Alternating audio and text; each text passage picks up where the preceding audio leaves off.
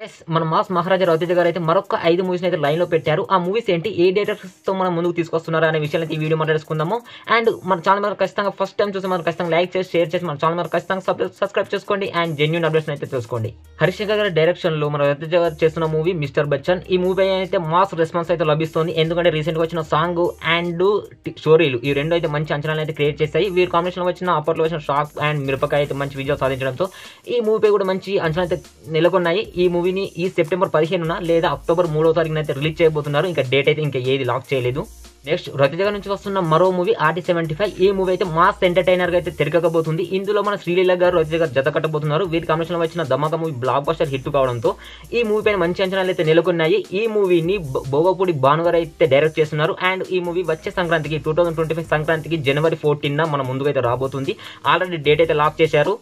మన మాస్ మహారాజా గారి నుంచి అయితే మనం ఎప్పటి నుంచో కామెడీ ఎంటర్‌టైనర్ కావాలని కోరుకుంటున్నాము. అదే కామెడీ ఎంటర్‌టైనర్ స్టోరీతో అయితే మన అనూప్ గారు రవితేజ గారితో మూవీ తెరకెక్కించబోతున్నారు.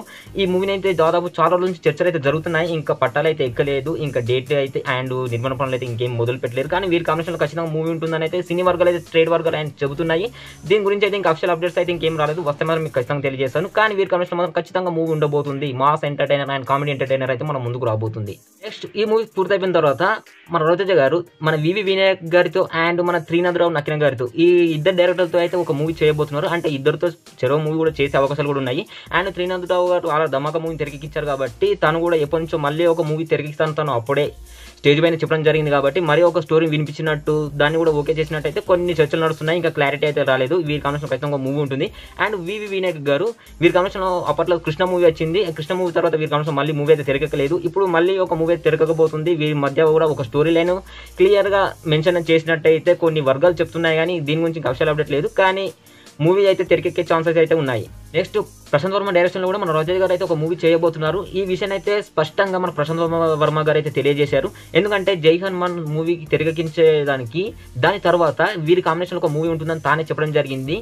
హనుమాన్ మూవీలో మనకు మంకీకి అయితే వాయిస్ ఓవర్గా మన రవితేజ గారు అయితే వాయిస్ ఇవ్వడం జరిగింది. దాంతో తానే మా సినిమా యూనివర్స్లో రవితేజ గారితో ఒక మూవీ ఉంటుందని, ఒక మంచి బ్లాక్ బస్టర్ పాండ్య లెవెల్లో ఈ మూవీ తెరకెక్కబోతుందని తానే స్వయంగా చెప్పాడు.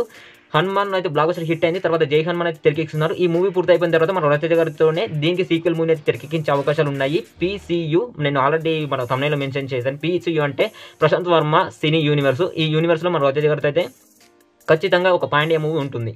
ఓకే గైస్, ఇప్పటికైతే మన రవితేజ గారి నుంచి చర్చనీయంగా జరుగుతున్న కథలు అయితే ఇవి.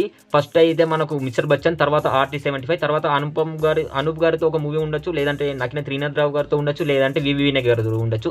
ఈ మూడిట్లలో ఏదో ఒకటి పట్టలెక్కిన తర్వాతనే మన ప్రశాంత్ వర్మ జై హనుమాన్ పూర్తయిన తర్వాత మళ్ళీ దీనికి సీక్వెల్ అయితే తెరకెక్కించబోతున్నారు. ఇవి గైస్ ఇప్పటికైతే మన రవితేజ గారి నుంచి వచ్చిన అప్డేట్స్ అయితే. ఇలాంటి మరిన్ని జెన్యూన్ అప్డేట్స్ కోసం మన ఛానల్ మాత్రం ఖచ్చితంగా సబ్స్క్రైబ్ చేసుకోండి. జై సినిమా, జై హింద్.